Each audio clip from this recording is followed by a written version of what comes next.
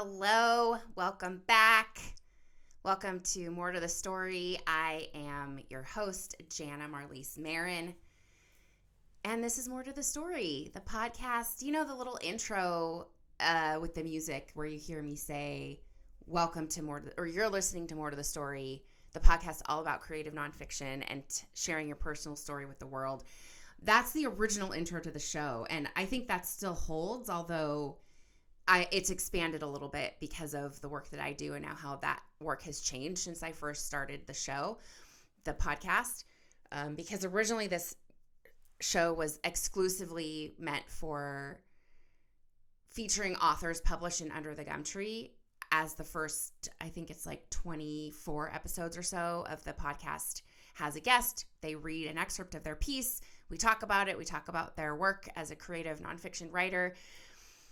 And I needed to shift and expand since my business has changed. And I just haven't redone that intro to the show, which I think is fine. It still works. But every time I hear it, I'm like, oh, it's not really exclusive to creative nonfiction. I mean, I guess technically it is, but we're talking about more. We're talking it. I'm even stumbling over it myself. Maybe I should work on that a little bit. What is this show actually about? Writing nonfiction, yes. Creative nonfiction is the genre that I use to encompass all different forms of nonfiction, including memoir, including essay, including lyrical nonfiction, including narrative journalism, including narrative nonfiction. But I guess the main difference is the work that I'm doing now professionally, whereas when I started the show, it was just about the magazine and the work I was doing as a magazine publisher. I still do that work, but now I'm also a book coach. And so I think I was previously focused more on short form nonfiction. And now I'm focused more on long form nonfiction, which is a whole different beast. Of course, as you know, if you've attempted any of this work, you know that short form is so different from long form. And long form, I was about to say, is harder. I don't necessarily think it's harder. I just think it's different. It has different challenges. And because by default, by nature, because it's longer, long form, it takes longer to complete and produce something that you can share and send out. I'm about to sneeze.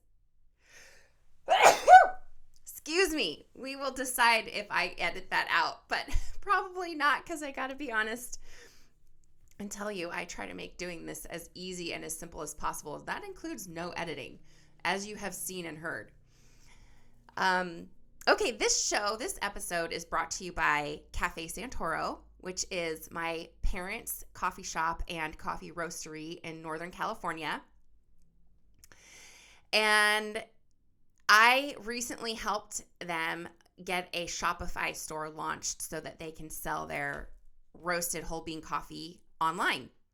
So if you would like to try out some custom roasted whole bean coffee from a boutique Northern California coffee roaster, family owned, family run, family operated, I built the Shopify site. If you visit the link, cafesantoro.com/Janna, Janna, cafe spelled with 2 F's because it means it's Italian for coffee the Santoro way. Cafe Santoro is Italian for coffee the Santoro way. You will see the website that I built and created to sell those coffee beans. And for now, I don't know how long this is going to be the case, but for now, when you place an order, yours truly, I am the one who packages and ships that order directly to you. Everything's in my garage. That's where I do it. I drop it off at the post office myself. And we'll just see how long I'm able to do that until the volume is so much that I can't handle on my own. And maybe your purchase will help us get there. So thank you for checking us out.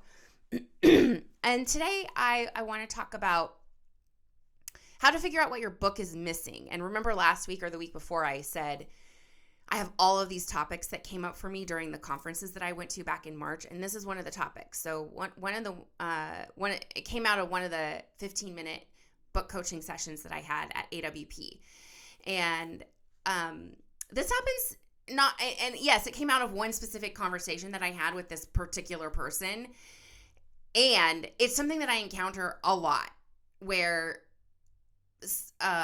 someone, I'm going to say women because that's who I work with primarily. And so I'm having these conversations primarily with women. They have all this material. They have a complete manuscript draft. Maybe they've even hired an editor, done some revision based on feedback from a developmental editor. Maybe they've even started to query and send out their material, submit to small presses and contests or whatever.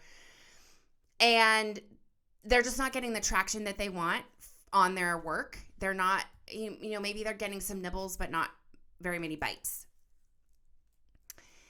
And they wonder what's going on. Like, they've gotten all this really great feedback. They've done all this work. They've done all this revision, and they feel like, okay, there's still something missing, but what is it? What is the missing thing? They don't know what it is. And, I hate using scare quotes, which I did in the subtitle for this episode, where like it is in quotation marks, but it's for emphasis because the word it is in place of the thing that it's in place of the unknown, the thing you can't figure out, the thing you can't describe, the thing that you're trying to find and you can't find it, or you can't seem to find it or figure it out on your own. So first and foremost, what happens to me a lot of times is that I'll have these conversations and everything I just described is coming to, like, the women are saying these things to me. I've been working on it for so long. I have this draft. It's like sometimes it's only draft number 2 or 3, but sometimes it's like draft number 10. Sometimes they've been working on it for like 2 or 3 years. Sometimes it's been 10 years. Sometimes it's been 20 years. I think I have one client who's worked with me on her book, and she's now getting published, who was working on her book for 15 or 20 years. It was a very long time. And they just can't figure it out. They don't know what's missing. They feel like something's missing because nothing's happening with it and they can't figure it out. So they're telling me all of this. And then I say, okay, well, what's your book about? So they start to talk to me and they tell me the main focus or the narrative or the story, or, it's like a coming of age story about growing up and my relationship with my mom. And I'm being super generic in general here because I'm not going to talk about any one person's individual story without permission.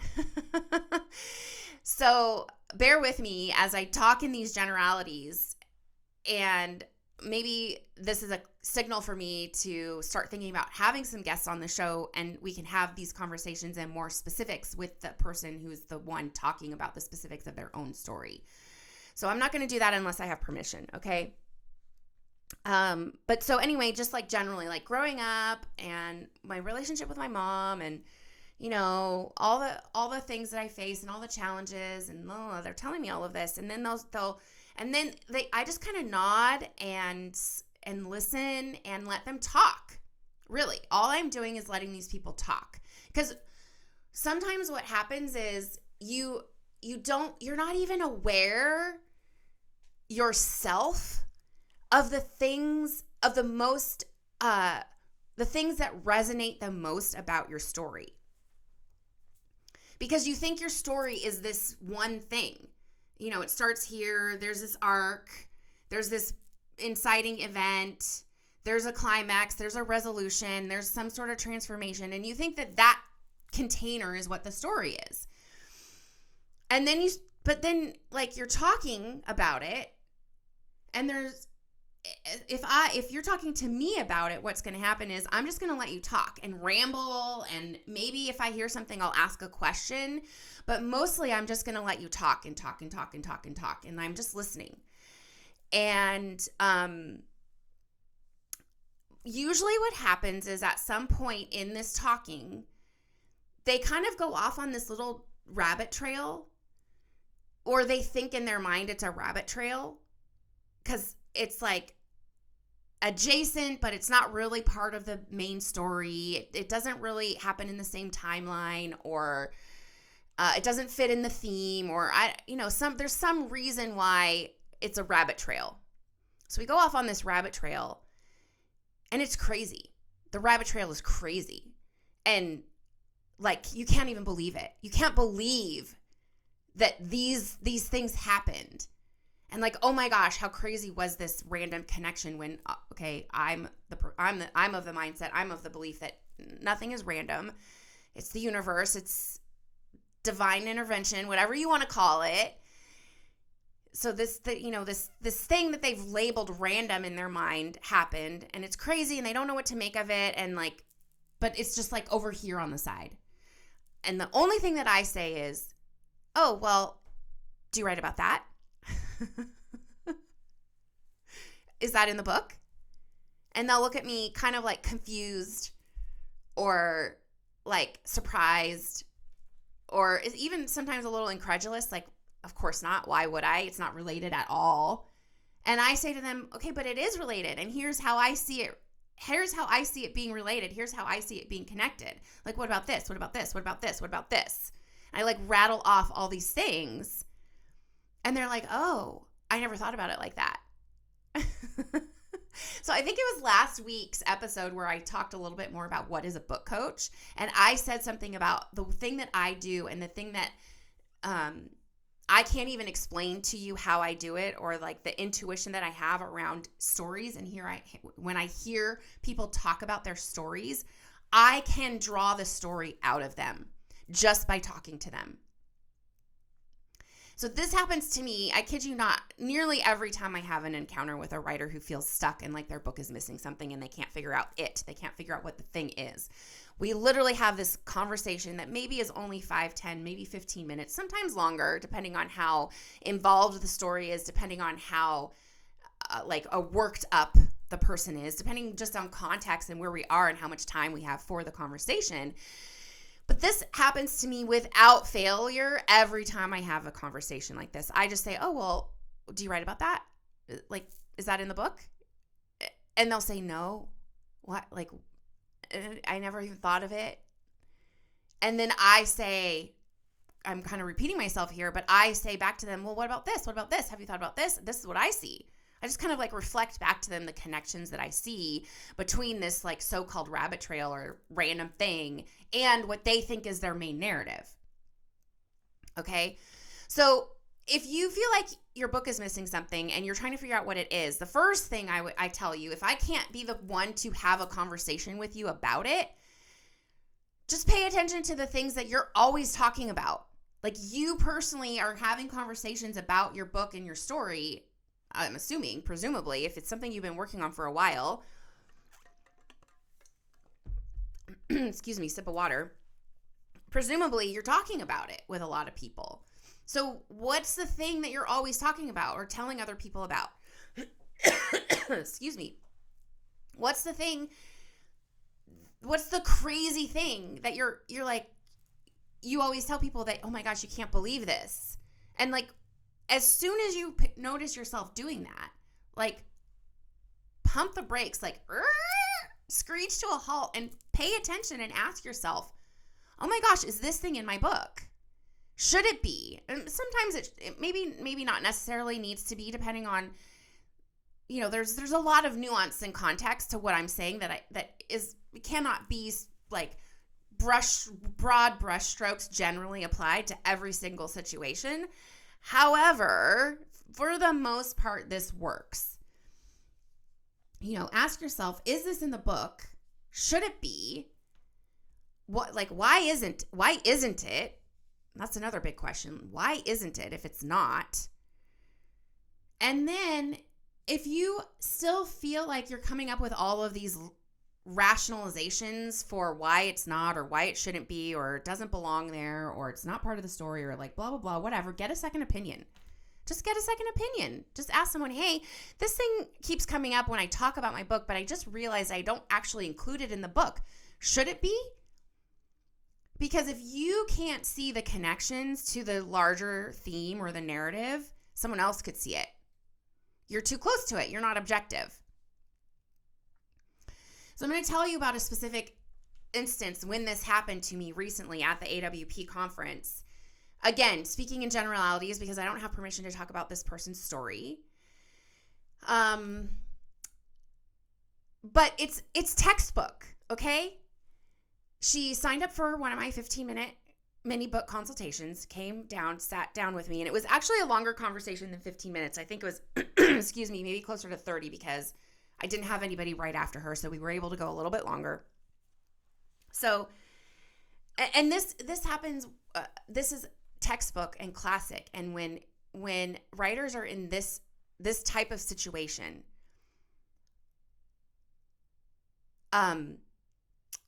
usually what happens is they come to me and they're just so exasperated and they don't even know where to start. They don't even know exactly what to talk to me about because they don't know what the problem is. Like, they don't know what they don't know.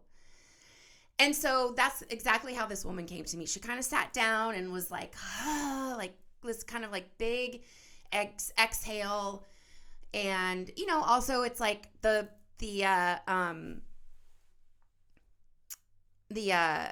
exhaustion of the conference and the overwhelm of the conference. So you like come to a conversation where you're just going to like sit down and talk intentionally for a longer period of time than just like running around from one thing to the next. There's a little bit of a release.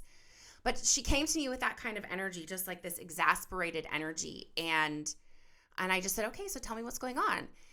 So she has what I would describe kind of like the writer's dream experience, where it is a little bit of a crazy story, something you don't hear about very often.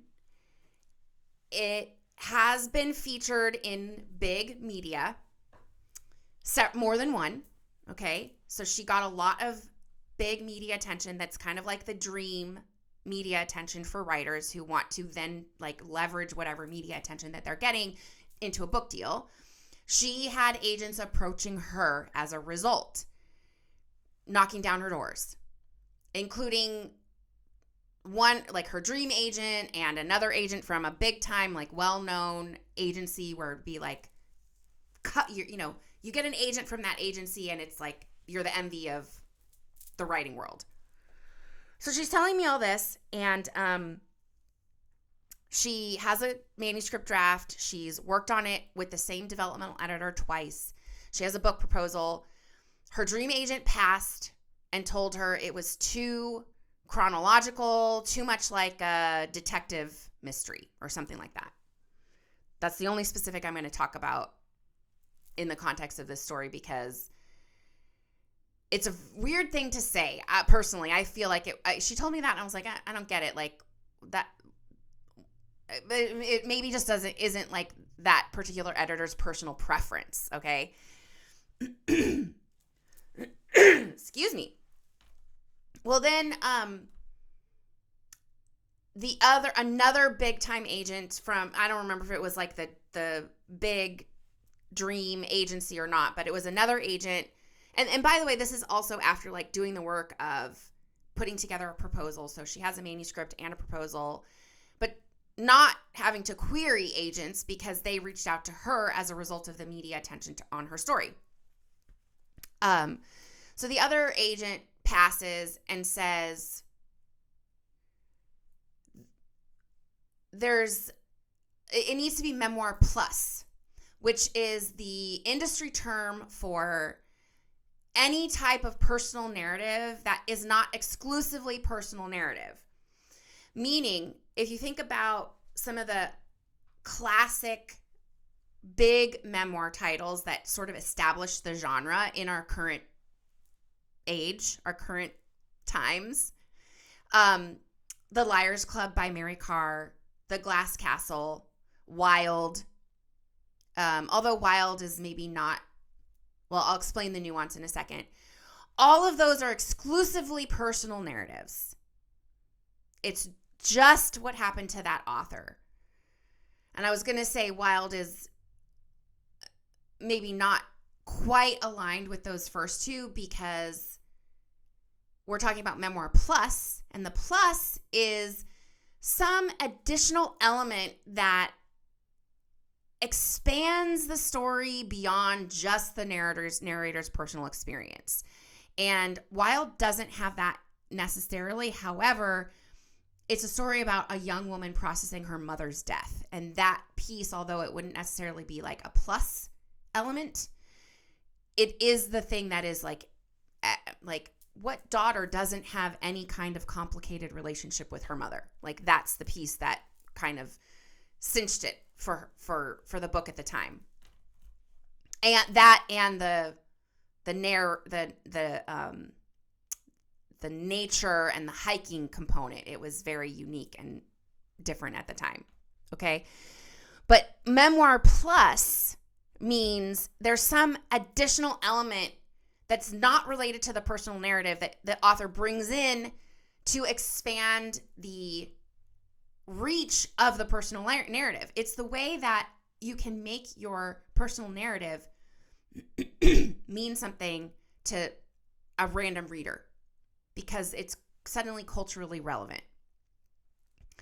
And I use the example of, there's two books that I are my kind of go-to examples because they're authors that I know. And there are many, many, many books that do this, but these are authors who I know and have used their books in some of the work that I do. And also they've come and talked to my clients and done workshops with my clients. And so they're the ones that just kind of like pop into my head when I'm thinking about this. Okay, the first one is Already Toast by Kate Washington, and it's a book about caregiving and burnout in America. And it's based on her personal experience being a caregiver to her husband while he was going through a rare form of cancer. And he recovered. But the book is not just about her experience as a caregiver, because she's bringing in all this research around caregiving as an industry and a culture in America and how it affects women more disproportionately than anyone else, and women of color more disproportionately than anyone else, and low pay, and just all kinds of statistics and research around caregiving that are related and connected to her personal experience, but we're looking at a larger, broader social issue through the lens of the personal narrative, okay? The second book that does this is Lightning Flowers by Katherine Standefer, Katie. She goes by Katie. And her book is about her experience living with an implanted cardiac defibrillator. She has a rare genetic,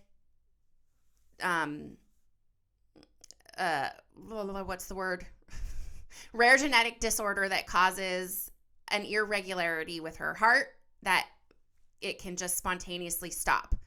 And so she has this implanted cardiac defibrillator, and she has all of this crazy stuff that has happened as a result of having this medical device in her body. She writes a lot about the medical system, the body, having technology inside her body.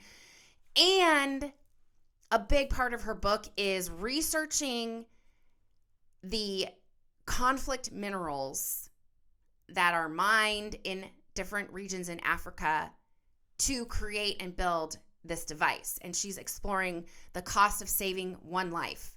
Like, what is the cost of creating this device that's meant to save her life? And the cost is the supply chain of that device and where it comes from, and the labor and the danger, and all of the things surrounding these conflict minerals in the regions where they are sourced.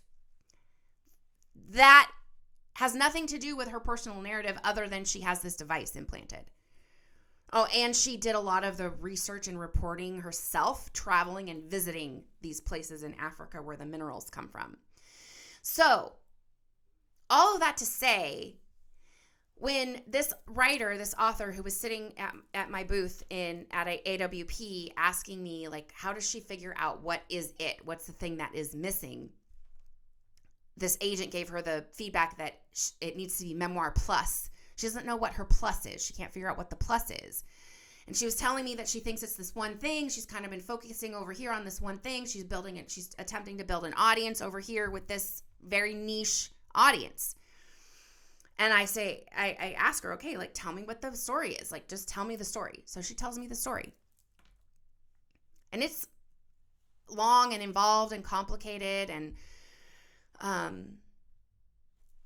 then I'm listening to her and I say, oh, well, just from listening to you, here's what I think your plus element could be, because of this thing that's happening in the world right now. Have you thought about that?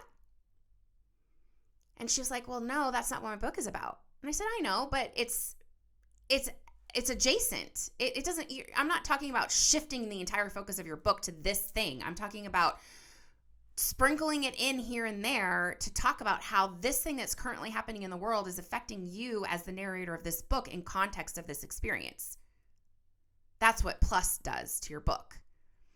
She was like, yeah, but I don't want to write about that. That's not what my book is about. She kept saying, that's not what my book is about. And I said, okay. And then she started talking about this little rabbit trail. This experience that she had. She started crying when she was telling me about this experience because of how emotional it made her and how affected she was by it. And the developmental editor, who she's paid twice, by the way, cut that out and said it wasn't relevant. It said it didn't fit. And I'm looking at this woman telling me about this life-changing experience that she had that moves her to tears when she speaks about it. And this other editor cuts it.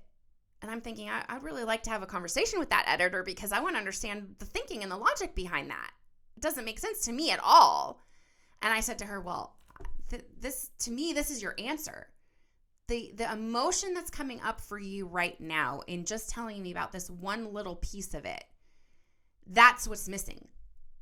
That's the thing that readers are going to connect with. And again, I'm not suggesting that your entire manuscript needs to be rewritten. I'm not suggesting that we need to shift the entire focus of the book over to this. But I am suggesting here's a thing that makes you emotional and is a hugely moving experience for you. And if that emotion and if that experience and if that transformation is not in your book, that's what it's missing. And she just kept saying, well, I've never thought about it. I've never thought about that. And I don't want to write about that. That's not what my book is about. She could, that was kind of her refrain. There's this resistance. And so that's the other piece. I said the first kind of way to identify the thing that your book is missing is to pay attention to what it is that you're always talking about and telling others about and whether or not you actually include that in your book. But this is the other piece. The other piece is, what is the thing that you're resisting?